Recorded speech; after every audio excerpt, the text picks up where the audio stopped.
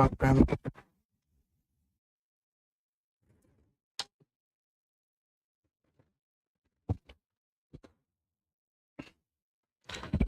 हाँ जी, नमस्कार, स्वागत है मैपिंग क्लास में। तो आज की क्लास में हम पढ़ने जा रहे हैं साउथ अमेरिका कॉन्टिनेंट। इससे लास्ट क्लास के अंदर हम नॉर्थ अमेरिका क्लास को 7-8 क्लासों में कंप्लीट कर चुके थे। तो नॉर्थ अमेरिका एक बड़ा कॉन्टिनेंट है, इसलिए उसमें ज्यादा क्लासों में कवर करना पड़ा। लेकिन साउथ अमेरिका कॉन्टिनेंट पे बहुत कम मैटर हमें देखने को मिलता है, इसलिए उस कॉन्टिनेंट को पढ़ने का तरीका अलग था। इस कॉन्टिनेंट को हमने टॉपिक वाइज पढ़ा हुआ था। जैसे नॉर्थ अमेरिका के अंदर हमने पहले आपको एक इंट्रोडक्शन पढ़ाया, उसके बाद उसकी देश और राजधानियां पढ़ाई, फिर आउटलाइंस पढ़ाया, gulf state, river, lakes, mountains, plateau. तो सारी चीजों को हमने अलग अलग करके पढ़ा था। लेकिन साउथ अमेरिका कॉन्टिनेंट के अंदर हम सारी चीजों को अलग अलग नहीं पढ़ पाते, तो हर कॉन्टिनेंट को पढ़ने का एक अलग स्टाइल होता है। तो इस कॉन्टिनेंट को हम छोटा सा इंट्रोडक्शन लेकर उसके बाद कंट्री वाइज कंप्लीट करेंगे। उस कंट्री के अंदर जितने भी, जैसे मान लो ब्राजील के बारे में पढ़ते हैं, तो ब्राजील के अंदर हमें जो भी रिवर, माउंटेन्स, लेक, XYZ जो भी चीजें हमें मिलती है, एग्रीकल्चर, इंडस्ट्रियल एरिया, तो ओवरऑल हम सारी चीजों को कंप्लीट करते हैं। ठीक है, तो इसी के साथ आज की क्लास में स्टार्ट करते हैं साउथ अमेरिका कॉन्टिनेंट। ठीक है, तो देखिए जरा, तो साउथ अमेरिका कॉन्टिनेंट की जब हम पोजीशन की बात करें तो ये पहले तो इसमें एक बार देख लो, तो ये पूरे का पूरा कॉन्टिनेंट अगर आप देखोगे तो यहां से अगर आप इक्वेटर लाइन की बात करें तो इक्वेटर से ये किस साइड जाता है, तो इक्वेटर लाइन लगभग इस जगह से पास आउट हो जाएगी 0 डिग्री, और यहीं से हमारा हेमिस्फीयर जो 0 डिग्री देशांतर है वो पास आउट हो जाता है। तो इससे ये डिसाइड हो रहा है कि ये पूरी की पूरी तरीके से देखेंगे तो ईस्टर्न हेमिस्फीयर का पार्ट है,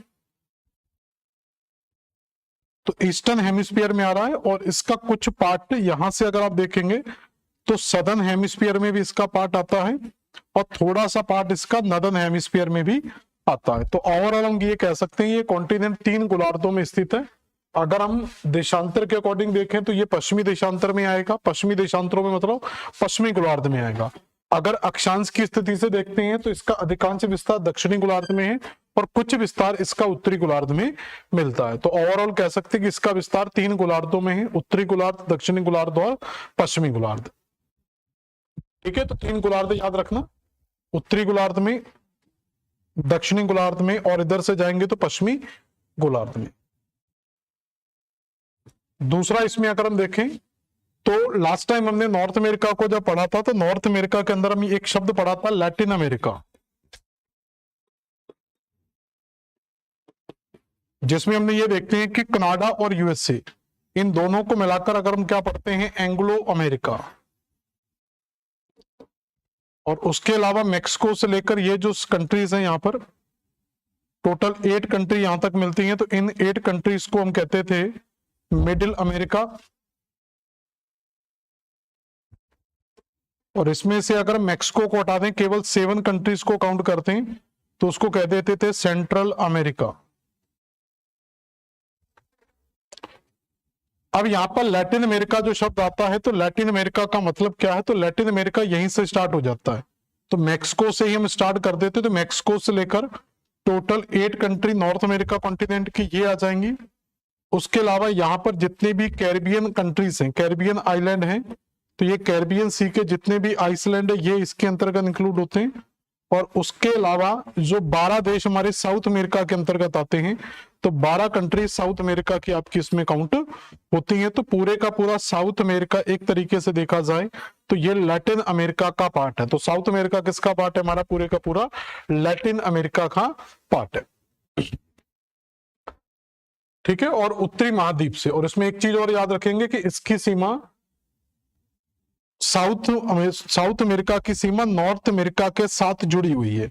तो नॉर्थ अमेरिका की सीमा साउथ अमेरिका की सीमा नॉर्थ अमेरिका की जिस कंट्री के साथ जुड़ी हुई है उसका नाम क्या है, पनामा। तो साउथ अमेरिका नॉर्थ अमेरिका के साथ किस कंट्री के द्वारा कनेक्ट होता है, तो वो है पनामा।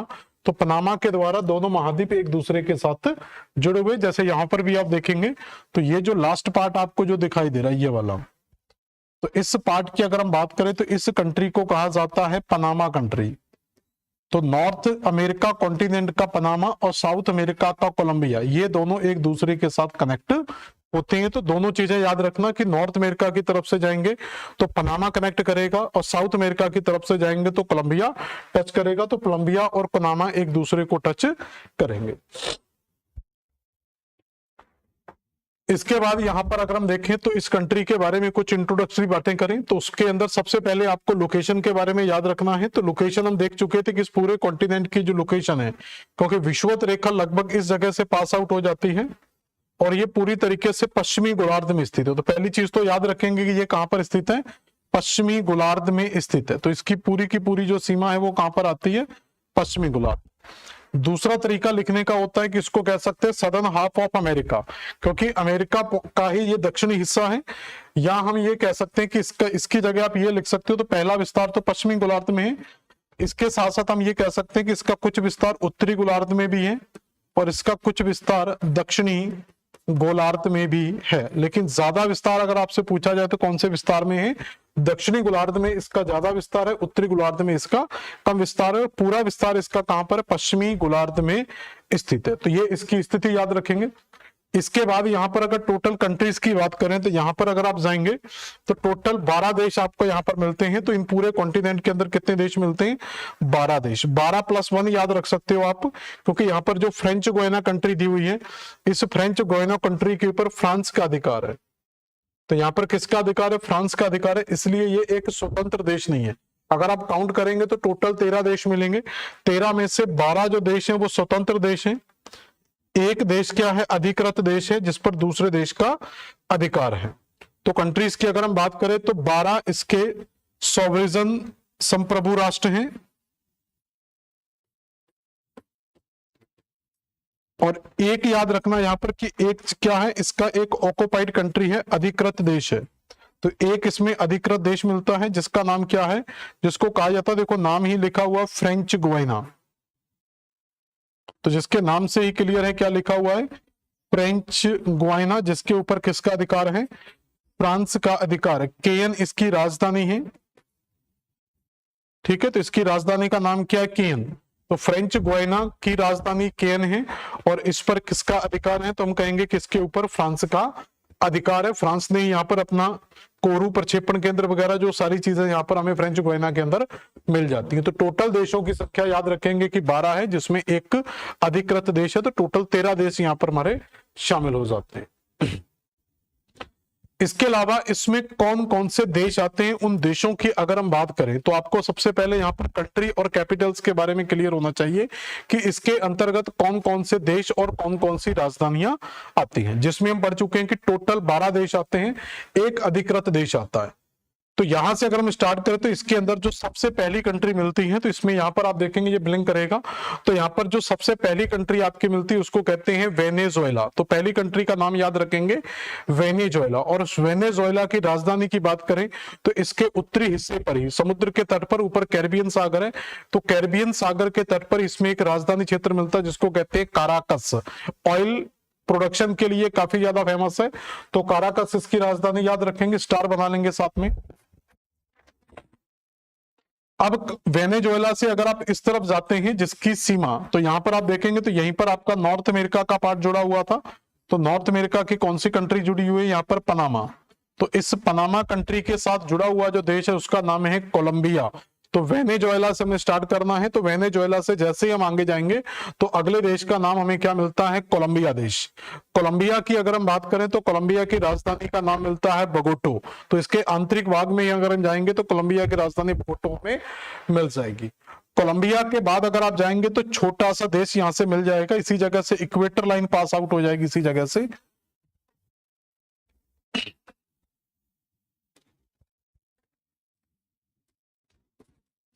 ये पनामा वाला बेल्ट था।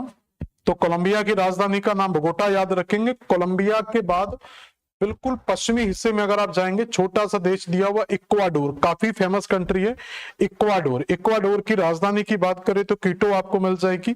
तो वेनेजुएला की राजधानी काराकास मिलेगी, कोलंबिया की राजधानी बोगोटा मिलेगी, इक्वाडोर की राजधानी क्विटो मिलेगी।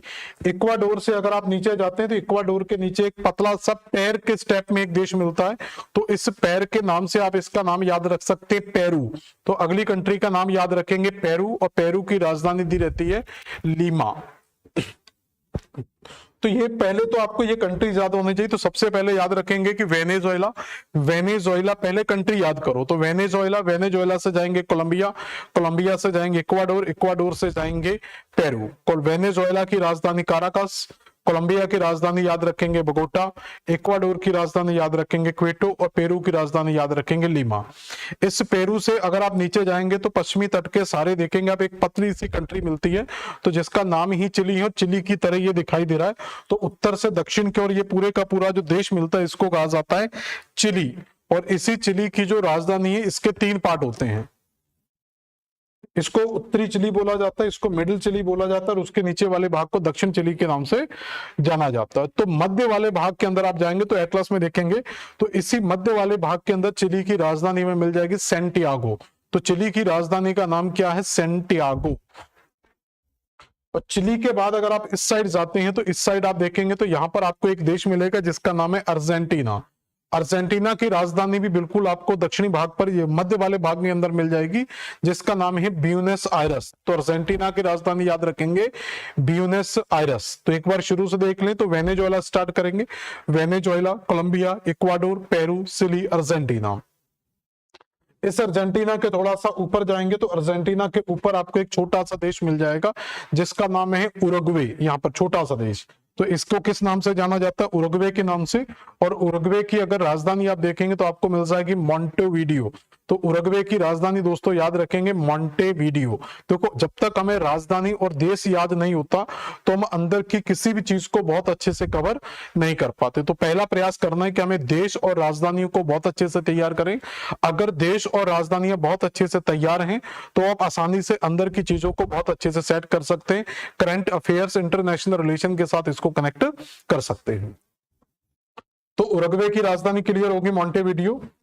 इसके बाद यहां पर अगर आप जाएंगे तो इससे थोड़ा सा ऊपर जाएंगे तो यहां पर एक कंट्री मिलेगी जिसका नाम है पराग्वे।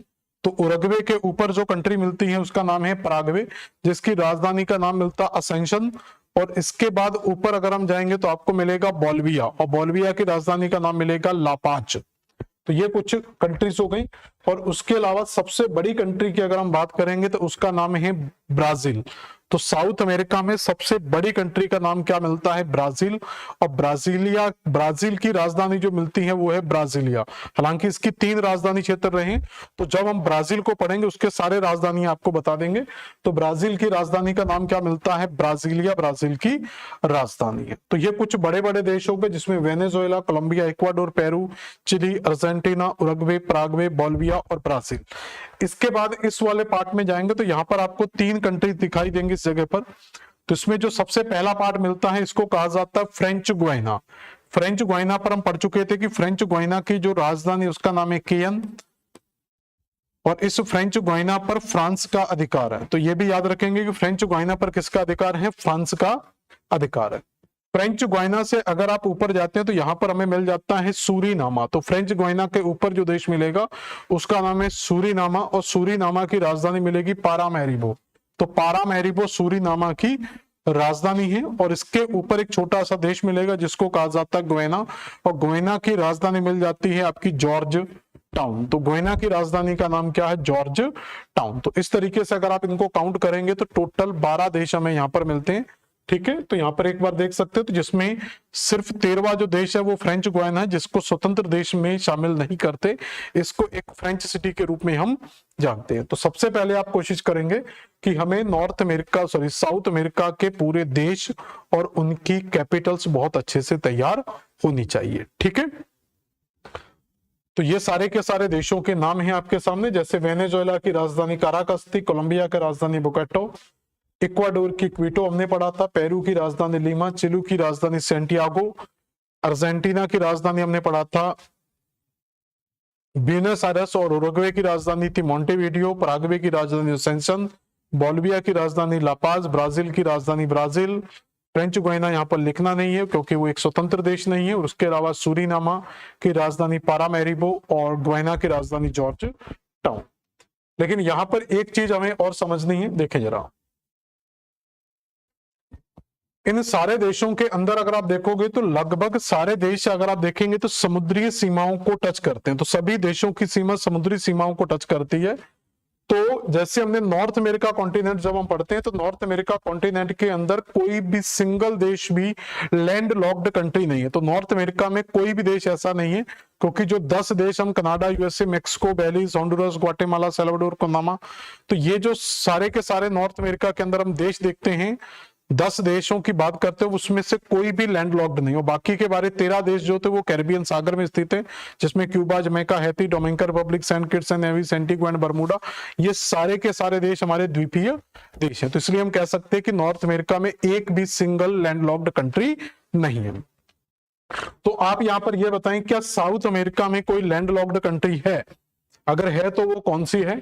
तो यहां पर अगर हम देखें तो यहां से ऊपर की सारी कंट्री, तो ये सारी की सारी कंट्री अगर आप देखेंगे तो ये समुद्री सीमाओं को टच करते हैं, यहां से ये पूरे का पूरा। लेकिन दो कंट्री अगर आप यहां पर देखेंगे तो ये दो जो देश हमें दिखाई देते हैं, तो ये दो देश ऐसे देश हैं जो लैंड लॉक्ड कंट्री है, तो बोल्विया और पराग्वे। तो यहां पर याद रखेंगे कि ये जो दो देश हैं यहां पर, एक बोल्विया और एक पराग्वे, ये दोनों देश कैसे हैं? लैंड लॉक्ड कंट्री हैं। तो ये पॉइंट काफी ज्यादा इंपॉर्टेंट हो जाता है कि नॉर्थ अमेरिका में कोई भी देश स्थल अवरुद्ध देश नहीं है। साउथ अमेरिका में केवल दो स्थल अवरुद्ध देश मिलते हैं, एक का नाम क्या है? पराग्वे, और एक का नाम क्या है? बोल्विया। तो पराग्वे और बोल्विया दो मात्र ऐसे देश हैं जो साउथ अमेरिका के अंदर लैंड लॉक्ड कंट्री हैं। इसके अलावा अगर हम देखें तो एक कंट्री याद रखेंगे कि जिसका नाम है कोलंबिया। तो कोलंबिया एकमात्र ऐसा देश है जो नॉर्थ अमेरिका को टच करता है। तो एक ही मात्र कंट्री है जो नॉर्थ अमेरिका को टच करती है।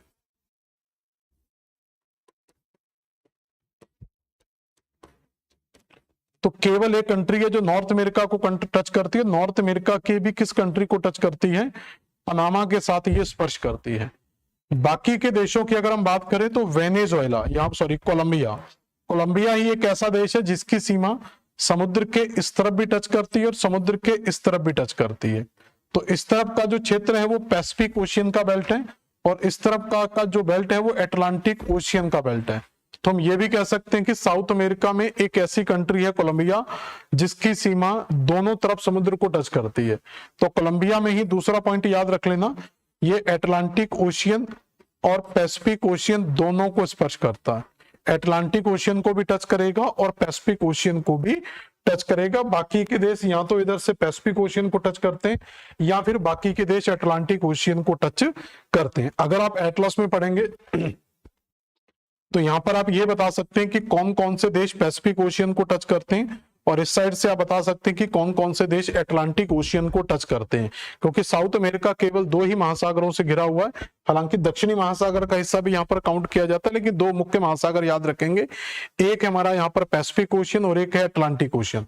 तो पैसिफिक ओशियन में जाएंगे तो कोलंबिया, इक्वाडोर, पेरू और चिली, ये 1 2 3 4 कंट्री हमारी किसको टच करती है? पैसिफिक ओशियन को।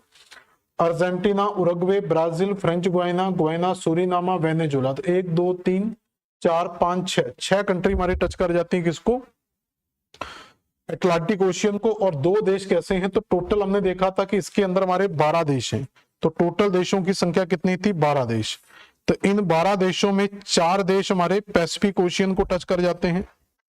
इसके अंदर 8 देश, 6 देश हमारे 6 ही हो जाएंगे यहां पर।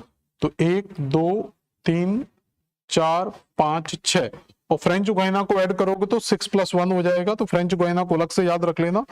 तो 6 और 4, 6 देश किसको टच करते हैं? अटलांटिक ओशियन को। और इसमें टोटल 12 देश हैं, तो दो देश जो बचेंगे वो दो देश कैसे हैं? लैंड लॉक्ड कंट्री हैं। तो दो देशों को हम कहेंगे कि ये लैंड लॉक्ड कंट्री हैं। उसमें दो देश आते हैं जिनके नाम हम पढ़ चुके हैं, एक का नाम है पराना और एक का नाम है बोल्विया। क्लियर हो गया? तो टोटल 12 देशों में 4 देश ऐसे हैं जो प्रशांत महासागर को टच करते हैं, 6 देश, और अगर फ्रेंच गुयाना को करेंगे तो 7 कह देंगे। तो फिर 13 देशों में काउंटिंग होगी तो जो अटलांटिक ओशियन को टच करते हैं। और दो देश ऐसे हैं जो किसी भी महासागर को टच नहीं करते, जिनमें दो नाम आते हैं, बोल्विया और पराग्वे। इतनी चीजें क्लियर हो गई सभी को? थोड़ा एटलस साथ में रखो।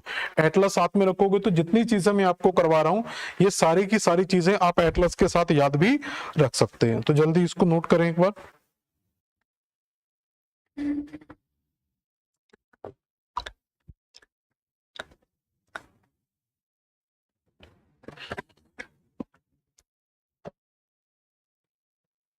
ठीक है, देखो इसके बाद कुछ और चीजें देखें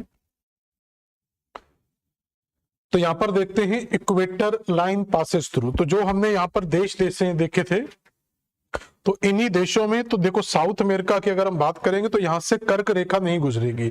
तो अगर तीन रेखाओं की बात करें, कर्क रेखा, मकर रेखा और भूमध्य रेखा, तो कर्क रेखा मैक्सिको से पास आउट होती है। तो साउथ अमेरिका में कर्क रेखा नहीं आएगी, केवल दो रेखा आ जाएंगी, एक भूमध्य रेखा और एक मकर रेखा। तो सबसे पहले देखते हैं कि यहां पर भूमध्य रेखा इक्वेटर लाइन कहां कहां से होकर जाती है। इसको विषुवत रेखा भी बोल दिया जाता है। तो विषुवत रेखा किन किन देशों से होकर जाती है, तो यहां पर पहला जो देश देखेंगे वो आपको मिलेगा इक्वाडोर, और इक्वाडोर के बाद अगर आप दूसरा देश देखेंगे तो वो मिलेगा आपको कोलंबिया, और तीसरा देश आपको इस साइड मिल जाएगा ब्राजील। तो नॉर्मली अगर हम कर्क रेखा की बात करें तो कर्क रेखा पर केवल तीन देश स्थित हैं, जिसमें इक्वाडोर, कोलंबिया और ब्राजील, तीन देश शामिल होते हैं। लेकिन यहां पर ये जो देश दिया हुआ है पेरू, तो इसको भी एक एक्सेप्शंस में याद रखना। और इसमें अगर कर्क भूमध्य रेखा की पोजीशन की बात करोगे तो ये हमें 0 डिग्री भूमध्य रेखा मिल जाती है। तो अब आप देखेंगे कि भूमध्य रेखा तीन देशों से होकर जा रही है। पहला देश है यहां पर इक्वाडोर, दूसरा देश है कोलंबिया और तीसरा देश है ब्राजील। तो तीन देशों, तो इक्वाडोर के भी लगभग उत्तरी भाग से होकर जाती है, कोलंबिया के लगभग दक्षिणी भाग से, और ब्राजील में खासतौर पर याद रखना क्योंकि ब्राजील बहुत बड़ी कंट्री है, तो ब्राजील में विषुवत रेखा उत्तरी भाग से होकर जाती है। तो इसका मतलब ब्राजील का अधिकांश भाग विषुवत रेखा के दक्षिण में स्थित है। तो ये थोड़ी सी पोजीशन याद रखेंगे। लेकिन पेरू के बारे में ये कहा जाता है कि पेरू जो देश है इसका केवल बॉर्डर टच करती है। तो कई बार कुछ किताबों में, कई बार एग्जाम में पेरू को लेकर क्वेश्चन आ जाता है कि पेरू को विषुवत रेखा टच करेगी या नहीं करेगी। तो आप अपवाद में याद रखें, जैसे आपको पूछा जाता है कि इन चारों देशों में किस देश से विषुवत रेखा नहीं जाती है, तो आपको क्लियर है तो हम पेरू को सिलेक्ट करेंगे कि पेरू से होकर नहीं जाती। हाँ, लेकिन अगर आपके पास ऑप्शन में ये दिया हुआ है इक्वाडोर, कोलंबिया, पेरू और चिली, किस देश से होकर नहीं जाती, तो उस समय जो आंसर लगाएंगे वो चिली आंसर लगाया जाएगा। तो तीन देश यहां पर याद रखेंगे, इक्वाडोर, उसके अलावा कोलंबिया और उसके अलावा ब्राजील। ब्राजील के याद रखेंगे कि ये ब्राजील के उत्तरी भाग से होकर जाती हैं। ब्राजील के कौन से भाग से होकर गुजरती है? उत्तरी भाग से। अब एक चीज और देखें कि टोटल हमने देखे थे कि इसमें 12 देश हैं, तो कुल देश अगर हम देखें तो इसके अंदर कितने थे? 12 देश इसके अंदर टोटल शामिल हैं। अब इसमें से 12 देशों में देखें तो भूमध्य रेखा पर तो कितने देश हैं? 12 देशों में जो भूमध्य रेखा पर स्थित हैं।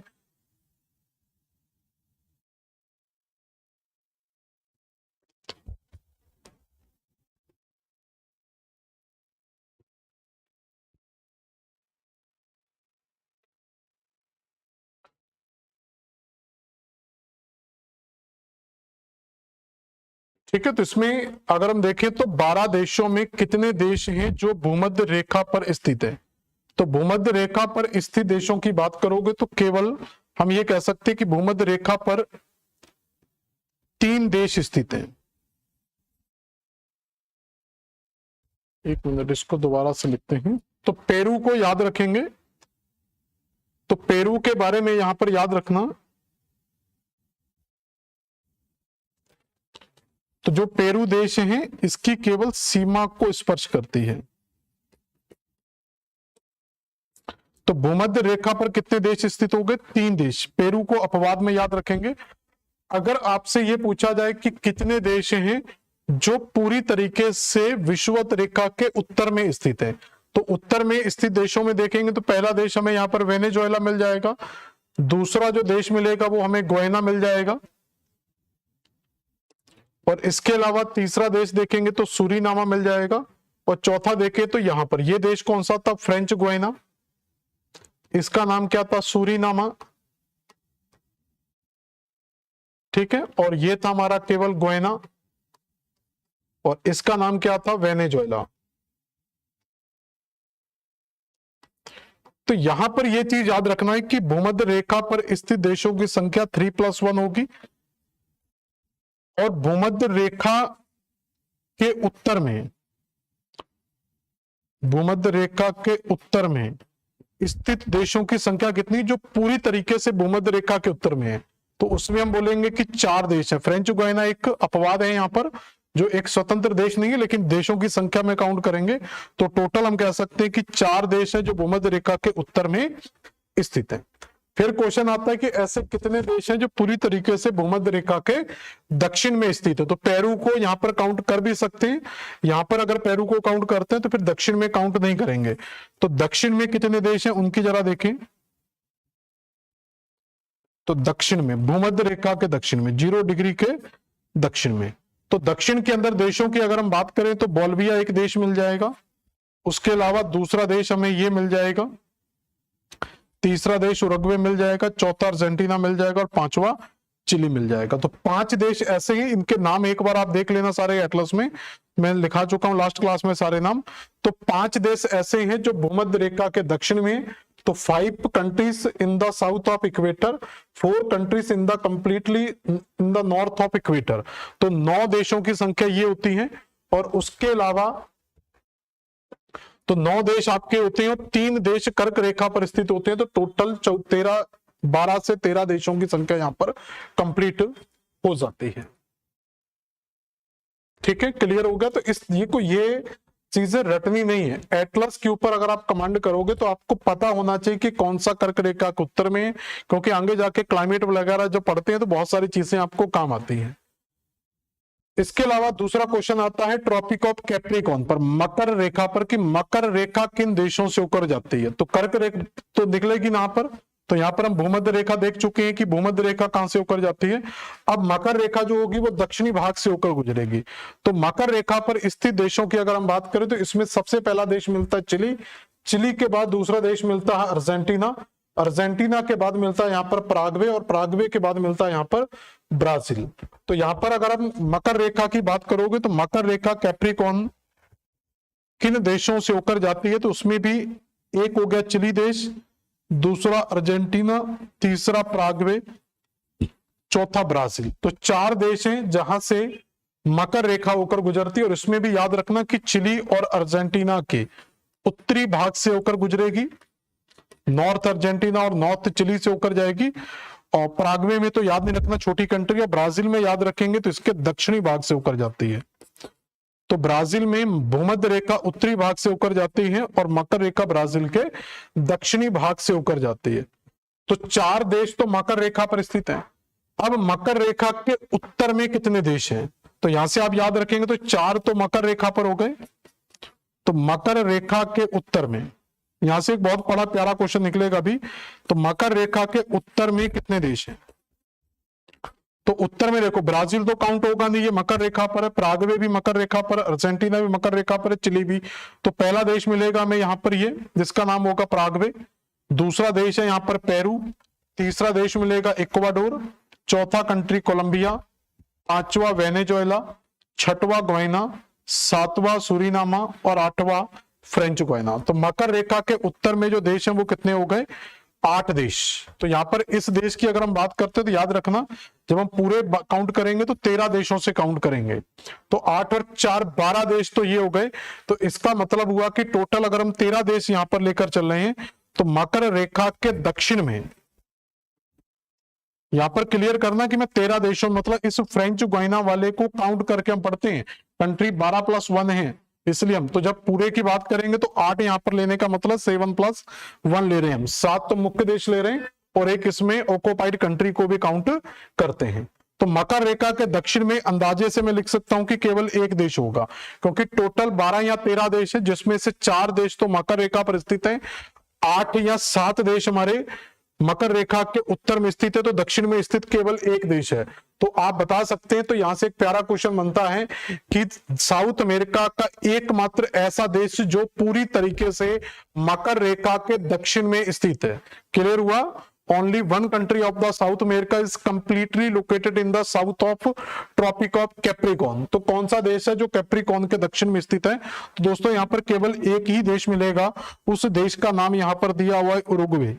तो उरुग्वे केवल एकमात्र देश है जो मकर रेखा के पूरी तरीके से दक्षिण में स्थित है। अब ये कैसे स्थित है एटलस में आप एक बार देखो, तो ये चिली, अर्जेंटीना, पराग्वे, ब्राजील, ये मकर रेखा पर स्थित, केवल ये जो देश हैं ये पूरी तरीके से मकर रेखा के दक्षिण में स्थित देश है। क्लियर हो गया? तो मकर रेखा पर कितने देश हैं? मकर रेखा के उत्तर में कौन आएगा और मकर रेखा के दक्षिण में कौन कौन से देश आएंगे? सारे के सारे तटीय देश हैं, लेकिन दो देश ऐसे हैं जो पूरी तरीके से लैंड लॉक्ड कंट्री है, जिसमें पराग्वे और बोलिविया। और पराग्वे से जहां आप जानते हैं कि एक लैंड लॉक्ड कंट्री है और इससे मकर रेखा भी होकर गुजरती है। इसके अलावा हम छोटा सा इसमें आउटलाइन पढ़ लेते हैं। आउटलाइन का मतलब है कि इस महाद्वीप के चारों ओर हमें कौन से सागर, महासागर या कौन कौन सी खाड़ियां मिलती हैं। तो देखोगे एक चीज, तो कॉन्टिनेंट बहुत ज्यादा कटा फटा नहीं है, तो कटा फटा ना होने के कारण इसमें बहुत सारा खाड़ियां हमें यहाँ पर नहीं मिलती हैं, लेकिन फिर भी कुछ पार्ट हम देख सकते हैं। तो ये कॉन्टिनेंट देखोगे तो विषुवत रेखा इस कॉन्टिनेंट से होकर जा रही है। तो विषुवत रेखा के जो उत्तर का पार्ट है वो नॉर्थ वाला कहलाएगा, और विषुवत रेखा के दक्षिण का पार्ट है उसको साउथ हेमिस्फीयर का पार्ट बोलेंगे।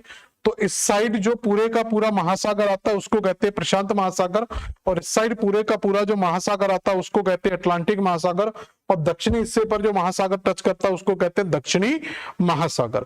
तो यहाँ पर एक चीज याद रखनी है कि प्रशांत महासागर विषुवत रेखा के उत्तर में भी है और विषुवत रेखा के दक्षिण में भी स्थित है। तो जो विषुवत रेखा के उत्तर में आएगा उसको कहेंगे नॉर्थ पैसिफिक ओशियन, और जितना हिस्सा विषुवत रेखा के दक्षिण में आएगा उसको बोलेंगे साउथ पैसिफिक ओशियन, उत्तरी प्रशांत महासागर और दक्षिणी प्रशांत महासागर। उसी प्रकार से जितना हिस्सा नॉर्थ में आएगा उसको कहेंगे नॉर्थ अटलांटिक ओशियन। तो ये देश नॉर्थ अटलांटिक पर हैं, और यहां से ब्राजील से लेकर जितने भी देश हैं वो सारे के सारे साउथ अटलांटिक में आते हैं। तो थोड़ा सा नॉर्थ और साउथ को लेकर भी कई बार क्वेश्चन पूछ लिया जाता है, तो आपका कॉन्सेप्ट बिल्कुल क्लियर होना चाहिए कि कौन से देश नॉर्थ अटलांटिक ओशियन में आते हैं और कौन से देश साउथ अटलांटिक ओशियन में आते हैं। इसके अलावा यहाँ पर बहुत सारी खाड़ियां तो नहीं मिलती हैं।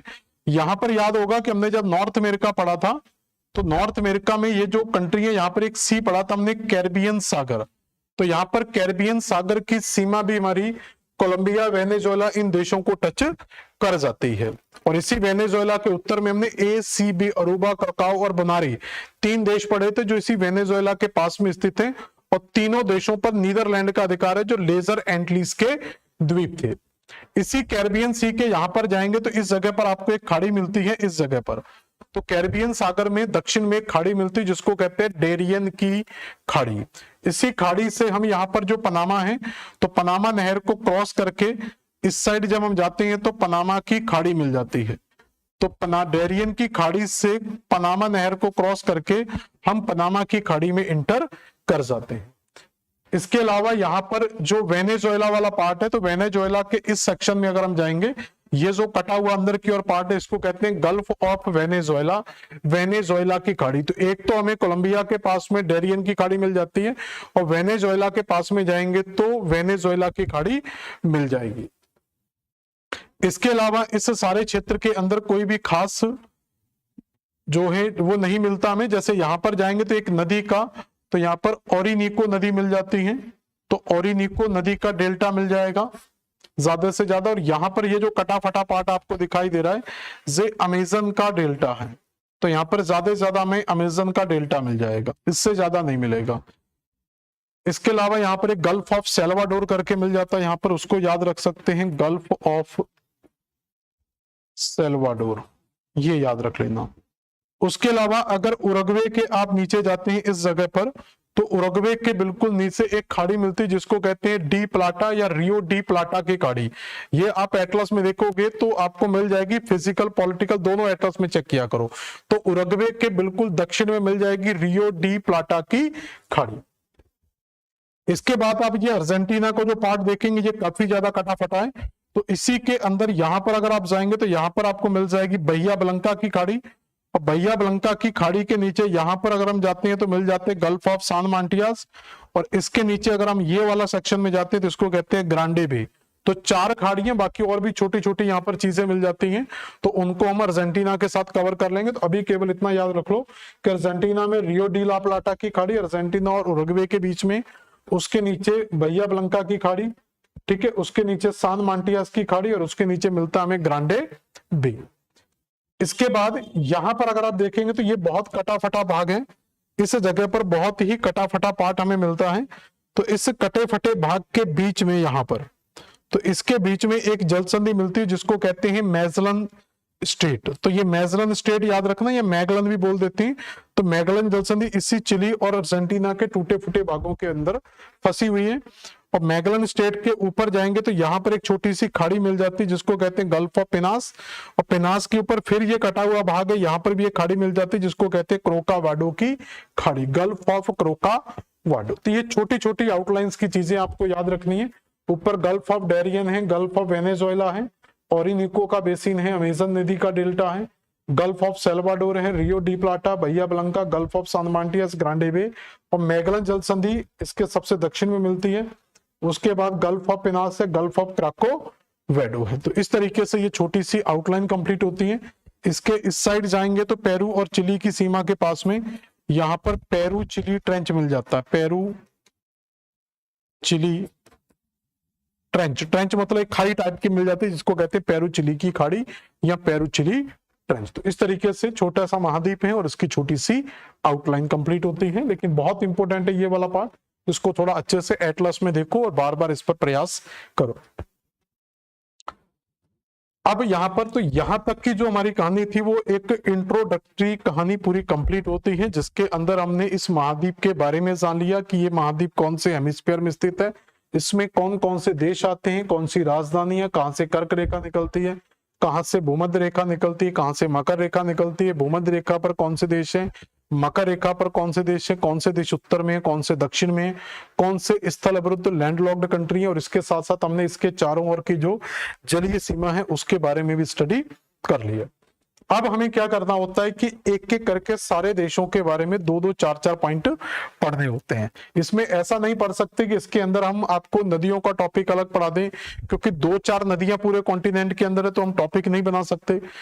एक एंडीज माउंटेन है जो सबसे इंपोर्टेंट मिलता है, तो माउंटेन का टॉपिक अलग से नहीं पढ़ सकते। लेक्स हैं वो दो चार पूरे कॉन्टिनेंट के अंदर मिलती है। तो इस तरीके से छोटी कंट्री है तो हम कंट्री वाइज उसके अंदर अगर हम पढ़ेंगे तो बहुत सारे फैक्ट हमें यहाँ पर देखने को मिल जाएंगे। तो सबसे पहले कंट्री की बात करेंगे वेनेजुएला। तो वेनेजुएला कंट्री आप देखेंगे तो इस जगह पर आपको जो कंट्री दिखाई देगी इस कंट्री को कहा जाएगा वेनेजुएला। तो इस वेनेजुएला कंट्री की सीमा अगर हम देखेंगे तो ये कोलंबिया को भी टच करता है, ब्राजील को टच करता है और इधर से गुयाना को टच करता है। तो वेनेजुएला की सीमा तीन देशों को टच करती है। तो वेनेजुएला की सीमा अगर हम जाएंगे तो इस साइड जो वेनेजुएला के मिलेगा वो कोलंबिया देश मिलेगा। तो इस साइड की सीमा किसे टच करेगी, हम कहेंगे कोलंबिया को टच करेगी। इस साइड अगर हम जाएंगे तो यहां पर ब्राजील को टच कर जाएगा और इस साइड जो थोड़ी सी सीमा है वो गुयाना को टच करेगी। तो इस तरीके से ये इसके पड़ोसी देश भी थोड़ा देख लेंगे तो कोलंबिया, ब्राजील और गुयाना को ये टच करेगा। अब वेनेजुएला के अंदर हमें क्या क्या मिलता है, तो वेनेजुएला के अंदर अगर हम देखें तो वेनेजुएला के अंदर सबसे ऊपरी भाग में हमें यहाँ पर जो सागर मिलता है, तो इस जगह पर जो हमें सागर मिलता है उसको कहते हैं कैरिबियन सी। तो सबसे पहले यहाँ पर हमें मिलता है कैरिबियन सी। और कैरिबियन सी के अंदर हम ये देख चुके थे कि वेनेजुएला के अंदर ये जो घुसा हुआ पार्ट है गल्फ ऑफ वेनेजुएला, ठीक है। और इस साइड हमें क्या मिलेगा, पूरे का पूरा एटलांटिक ओशियन का पार्ट मिलेगा। और अटलांटिक में भी कौन सा पार्ट मिलेगा, नॉर्थ एटलांटिक पार्ट हमें यहाँ पर मिल जाएगा। तो अटलांटिक में भी याद करेंगे कौन सा पार्ट मिलेगा, नॉर्थ एटलांटिक ओशियन। तो वाटर बॉडीज में ऊपर कैरिबियन सी मिलेगा, इधर नॉर्थ एटलांटिक सी मिल जाएगा। बाकी तीनों तरफ से ये क्या है, स्थल से घिरा हुआ है। यहां पर भी अगर आप देखेंगे तो वेनेजुएला के इस हिस्से पर भी जो देश है वो कोलंबिया है, इधर भी लैंडलॉक्ड है, इधर भी। तो तीन तरफ स्थल से घिरा हुआ है, केवल एक भाग है जो कैरिबियन सी या नॉर्थ एटलांटिक सागर को टच करता है। यहां पर की जो बात करते हैं तो यहां पर जो मिलता है उसको कहते हैं gulf of Venezuela. Gulf of Venezuela के बाद अगर हम पूरे वेनेजुएला देश की राजधानी की बात करें तो इसी के उत्तरी तट के पास में एक राजधानी क्षेत्र मिलता है जिसको कहते हैं काराकस।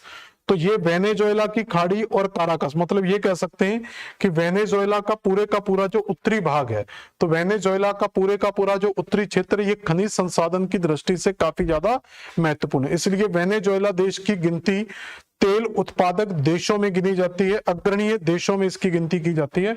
तो काराकस जो है तो ये भी एक ऑयल प्रोडक्शन का महत्वपूर्ण क्षेत्र है, तो यहाँ पर भी तो वेनेजुएला की खाड़ी में काराकस की क्षेत्र में एक बहुत अच्छा ऑयल क्षेत्र हमें मिल जाता है। इसके अलावा अगर वेनेजुएला की खाड़ी के अंदर वाले भाग में जाते हैं तो ये जो अंदर का पार्ट है इसका वेनेजुएला की खाड़ी के अंदर का, तो ये एक झील मिल जाती है जिसको कहते हैं मैराकैबो लेक, एक तरीके का लैगून है ये। तो इसी वेनेजुएला की खाड़ी के अंदर का जो धसा हुआ पार्ट है उसको कहते हैं माराकैबो लेक या माराकैबो झील, जो एक प्रकार की लैगून झील है। ये सारी चीजें माराकैबो झील, वेनेजुएला और काराकस, ये सारी चीजों की अगर हम बात करें, ये पूरे का पूरा उत्तरी तट ही ऑयल उत्पादन के लिए फेमस है। इसके अलावा देखेंगे तो विषुवत रेखा के बिल्कुल उत्तर में स्थित ये देश है। वेनेजुएला के अंदर आपको एक नदी मिल जाती है जिसको कहते हैं ओरिनिको नदी। तो इसी डायरेक्शन में फ्लो करती हुई आपको एक नदी मिलेगी वेनेजुएला के अंदर, यहाँ पर ओरिनिको नदी। और इसी ओरिनिको नदी की एक सहायक नदी है जिसको कहते हैं कैरो। तो वेनेजुएला की सहायक नदी का नाम क्या है? कैरो नदी। और इसी कैरो नदी पर एक जलप्रपात बना हुआ है जिसका नाम है एंजल जलप्रपात। विश्व के सबसे ऊंचे जलप्रपातों में आप जानते हैं कि शामिल है। तो ओरिनिको की सहायक नदी कैरो नदी पर ही एंजल जलप्रपात बना हुआ है। कई बार कैरो नदी ऑप्शन में नहीं आता है तो हम ये कह सकते हैं एंजल जलप्रपात ओरिनिको नदी पर स्थित है। अगर ओरिनिको ऑप्शन में नहीं आता है तो हम कैरो नदी का ऑप्शन यहां पर यूज कर सकते हैं जहां पर एंजल जलप्रपात स्थित है। ये पूरी की पूरी जो ओरिनिको नदी का माउथ यहाँ पर होगा, इसका अटलांटिक ओशियन में ओरिनिको माउथ एटलस में देखोगे मिल जाएगा। ये पूरे का पूरा जो ओरिनिको का बेसिन है, यहाँ पर एक ग्रासलैंड पाए जाते हैं जिसको लानोस के नाम से जाना जाता है। तो ओरिनिको बेसिन में पाए जाने वाले घास के मैदानों को किस नाम से जाना जाता है? लानोस के नाम से जाना जाता है। तो इस पूरे ओरिनिको बेसिन से जिन घास के मैदानों का संबंध है उनको क्या बोलेंगे? लानोस के नाम से जाना जाता। तो ये कुछ चीजें आपको केवल वेनेजुएला के अंदर याद रखनी है कि इसके चारों तरफ की स्थिति याद रखेंगे। उत्तरी सीमा कैरिबियन सागर और नॉर्थ अटलांटिक ओशियन को टच कर जाती है। पूरब में आपको गुयाना और दक्षिण में हमें ब्राजील, और पश्चिम में जाएंगे तो कोलंबिया देश मिल जाता है। इसके उत्तर में वेनेजुएला की खाड़ी और उसी के नीचे हमें माराकैबो लेक मिल जाती है जो ऑयल प्रोडक्शन के लिए फेमस है। और काराकस इसकी जो राजधानी है, जो ऑयल उत्पादन का एक महत्वपूर्ण क्षेत्र है। इसके अलावा इसमें नदी का नाम याद रखेंगे, ओरिनिको वेनेजुएला की सबसे महत्वपूर्ण नदी है। और ओरिनिको की सहायक नदी कैरो पर ही विश्व का सबसे ऊंचा जलप्रपात बना हुआ है जिसका नाम है एंजल जलप्रपात। और पूरी ओरिनिको बेसिन जो है वो किस घास के मैदान के लिए फेमस है? तो वो है हमारा लानोस के ग्रासलैंड। तो सबसे पहले आप इसकी लोकेशन बताएंगे कि कॉन्टिनेंट में इसकी लोकेशन क्या है। तो नदर्न ऑफ साउथ अमेरिका, तो उत्तरी अमेरिका के कहां पर स्थित है? सॉरी, दक्षिण अमेरिका के उत्तरी भाग में स्थित है। कैपिटल के बारे में हम देख चुके हैं, काराकास जो ऑयल प्रोडक्शन के लिए फेमस है। इसके अलावा कोस्ट लाइन हम जानते हैं कि कैरिबियन सागर को टच कर जाता है और अटलांटिक में नॉर्थ अटलांटिक ओशियन को टच कर जाता है। माउंटेन्स की अगर हम बात करें तो यहाँ पर कोई स्पेशली छोटा बड़ा माउंटेन्स नहीं मिलता है। उत्तरी अमेरिका के इस पूरे तट पर वेनेजुएला से लेकर इस पूरे दक्षिण तक एक पूरी की पूरी रेंज फैली हुई है। इस पूरी रेंज को कहते हैं एंडीज पर्वत। तो एंडीज पर्वत का विस्तार स्टार्ट ही कहां से होता है? वेनेजुएला से। तो इसलिए हम कह सकते हैं कि इसके अंदर हमें एंडीज पर्वत भी मिल जाएगा। रिवर की बात करें तो ओरिनिको, और ओरिनिको की सहायक नदी कैरो। और ये कैरो नदी की बात करें तो कैरो नदी पर क्या स्थित है? एंजिल जलप्रपात स्थित है। और ओरिनिको की बात करें तो इससे जो घास के मैदान है उनका नाम क्या? लानोस। तो लानोस के घास के मैदान इस क्षेत्र में मिल जाते हैं। और एक आप लेक इसमें याद रखेंगे तो लेक का नाम क्या? माराकैबो, जो एक लैगून झील है। और ये झील भी आपका ऑयल प्रोडक्शन के लिए फेमस है। बाकी ऊपर गल्फ ऑफ वेनेजुएला ये आप अलग से याद रख सकते हैं, इसमें नहीं लिखा हुआ है। तो ये हमारी एक कंट्री कंप्लीट होती है दोस्तों, वेनेजुएला कंट्री। तो इस तरीके से आप एक कंट्री के अंदर सारी चीजों को बहुत अच्छे से कंप्लीट कर सकते हैं। अगर आपको बहुत ज्यादा एडवांस और पढ़ना हो तो आप इसके पॉलिटिकल स्ट्रक्चर में, जैसे आप प्रेसिडेंट, प्रधानमंत्री जो भी इस देश का है, तो उसके बारे में भी आप धीरे धीरे तैयार कर सकते हैं। लेकिन सारे देशों के आप राष्ट्राध्यक्षों को याद नहीं कर पाएंगे। उसका तरीका ये कि जो देश अभी चर्चा का विषय है, जैसे मोदी जी अभी देश में जहां जहां पर भी भ्रमण कर रहे हैं यूक्रेन वगैरह में, तो उन देशों के बारे में आप अच्छे से तैयार कर सकते हो। वेनेजुएला के बाद तो यहां पर कंट्री थी वेनेजुएला। तो वेनेजुएला के बाद जो दूसरी कंट्री मिलती है उसको कहते हैं कोलंबिया। तो कोलंबिया की अगर हम बात करें तो कोलंबिया भी एक स्थलीय और जलीय दोनों भागों को टच करता है, और कोलंबिया के साथ ही यहाँ पर जो सीमा टच कर जाती है वो हमारे किस देश की, नॉर्थ अमेरिका के पनामा कंट्री यहाँ पर टच कर जाती है। इसके उत्तरी भाग की सीमा अगर हम देखें तो उत्तरी भाग की जो सीमा है वो कैरिबियन सागर को टच करती है, और इधर की जो सीमा है वो पैसिफिक ओशियन या नॉर्थ पैसिफिक ओशियन को टच कर जाती है। तो इसके उत्तरी भाग पर जो हमें मिलता है वो कैरिबियन सागर मिल जाएगा इस साइड में, और इस साइड अगर हम जाएंगे तो यहाँ पर हमें पूरे का पूरा नॉर्थ पैसिफिक ओशियन मिल जाता है। तो इसका मतलब इसकी जलीय सीमा दो क्षेत्रों को, तो ये एकमात्र देश है जो कैरिबियन सी, मतलब यहाँ पर नॉर्थ अटलांटिक ओशियन का पार्ट आएगा, जो नॉर्थ अटलांटिक ओशियन और पैसिफिक ओशियन या नॉर्थ पैसिफिक ओशियन दोनों महासागरों को टच कर जाता है। इसकी राजधानी हम पहले भी देख चुके थे, तो बोगोटा इसकी प्रमुख राजधानी है। इसके अलावा कोलंबिया के अंदर एक ही नदी मिलती है जो उत्तर की ओर कैरिबियन सागर में जाकर गिरती है। कोलंबिया की सबसे बड़ी नदी का नाम है मैकडेलना नदी। तो कोलंबिया की सबसे बड़ी जो नदी है वो कौन सी है, मैकडेलना नदी। और माउंटेन्स की बात करें तो वेनेजुएला के बाद एंडीज माउंटेन इंटर करता है कोलंबिया के अंदर, तो कोलंबिया में भी हमें एंडीज माउंटेन ही मिलेगा। ठीक है, तो इसमें बहुत ज्यादा नहीं लिखना। तो location north west of south America. इसके अलावा कैपिटल की बात करें तो बोगोटा हमें मिल जाएगी। इसके अलावा कोस्ट लाइन देखें तो पैसिफिक ओशियन एंड कैरिबियन सी या नॉर्थ अटलांटिक ओशियन को टच करेगी। माउंटेन्स की बात करें तो यहाँ पर एंडीज ही मिल जाएगा, और रिवर की बात करें तो मैकडेलना रिवर यहाँ पर मिल जाएगी। तो ये छोटा सा देश है कोलंबिया देश के बारे में आप कुछ पॉइंट याद रख सकते हो। ऐसे करके थोड़ा थोड़ा हमें सभी के बारे में याद रखना है। कोलंबिया के बाद अगर हम अगले देश की बात करें तो वो हमें मिल जाता है छोटा सा देश। तो यहाँ पर था वेनेजुएला, ये कंप्लीट कर चुके हैं, कोलंबिया कंप्लीट हो गया। इसके बाद जो छोटा सा देश मिलता है इस देश को कहा जाता है इक्वाडोर। छोटा है लेकिन काफी ज्यादा इंपोर्टेंट है इक्वाडोर। अब इक्वाडोर की अगर हम बात करें तो इक्वाडोर की जो सीमा है वो ऊपर से कोलंबिया को भी टच करती है और इधर से पेरू को भी, दो ही को टच करता है, ये कोलंबिया को और पेरू को। और इस साइड जो समुद्री सीमा है वो नॉर्थ पैसिफिक ओशियन या डायरेक्ट पैसिफिक ओशियन याद रख सकते हैं, क्योंकि यहीं से लगभग बीच से विषुवत रेखा निकल जाती है। तो कुछ भाग इसका उत्तरी पैसिफिक में चला जाता है, कुछ दक्षिणी पैसिफिक में चला जाता है। आप केवल पैसिफिक ओशियन याद रख सकते हैं। इक्वेटर लाइन इसके ऊपर से होकर गुजरती है। तो यहाँ पर बोथ साइड आप देखेंगे तो पैसिफिक ओशियन मिल जाएगा। राजधानी इसकी क्विटो हम देख चुके थे। विषुवत रेखा इसके ऊपर से होकर गुजरती है, 0 डिग्री विषुवत रेखा। तो विषुवत रेखा इस देश से होकर गुजरेगी।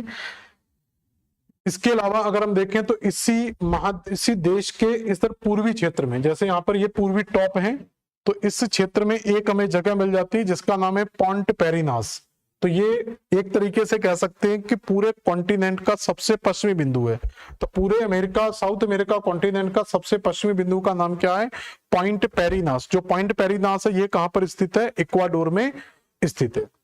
इसी के अलावा अगर आप देखेंगे तो इक्वाडोर के इस साइड अगर आप समुद्र में जाएंगे तो समुद्र के अंदर एक छोटा सा आइलैंड मिल जाता है जिसका नाम है गल्पागोस आइलैंड।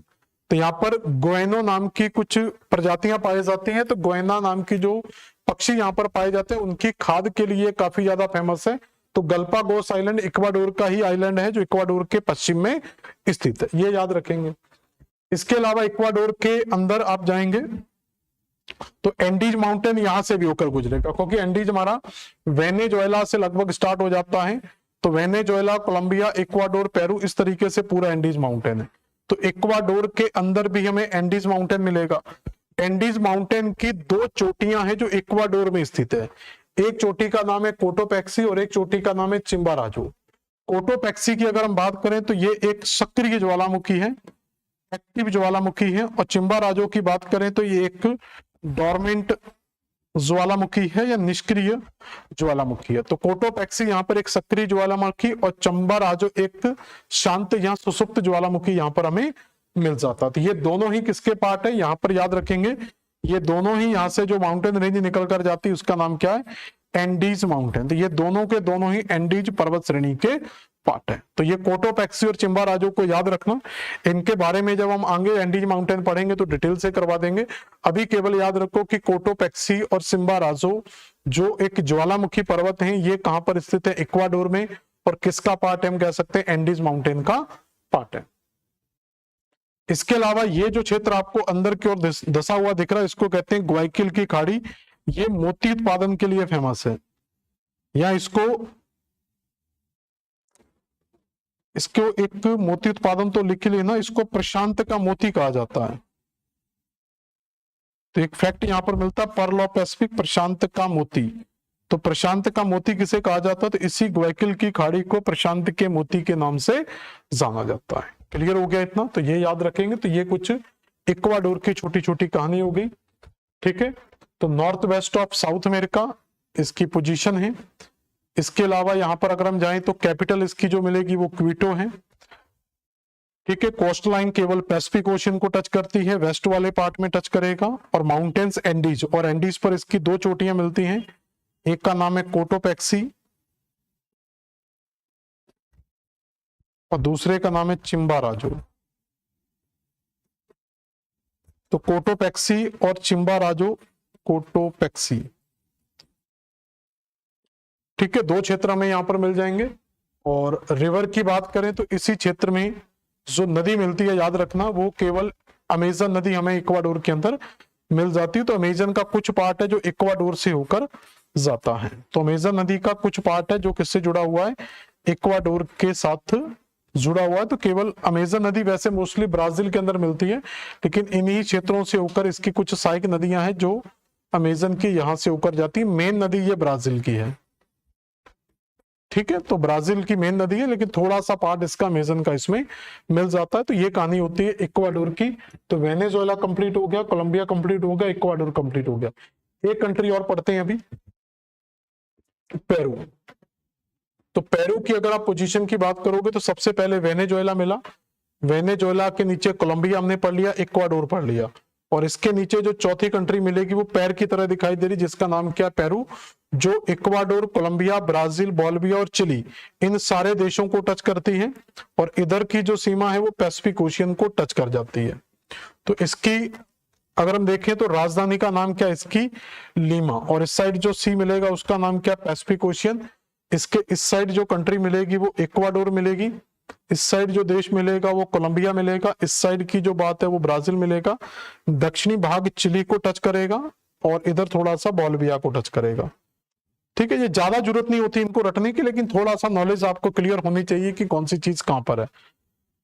तो इसी पेरू के अंदर एक नदी प्रवाहित होती है जिस नदी को कहा जाता है उकाइली नदी। तो पेरू के अंदर एक नदी मिलती है जिसका नाम क्या, उकाइली, और इसी उकाइली से एक नदी आकर मिलती है मरानोन, और ये दोनों नदियां इक्विटोस के पास में जाकर, तो ब्राजील पेरू के अंदर ये एक जगह मिलती है इक्विटोस, जहां पर ये दोनों नदियां आपस में मिल जाती हैं, और मिलने के बाद ये जब ब्राजील में एंटर करती है तो इसी नदी को अमेजन नदी कहा जाता है।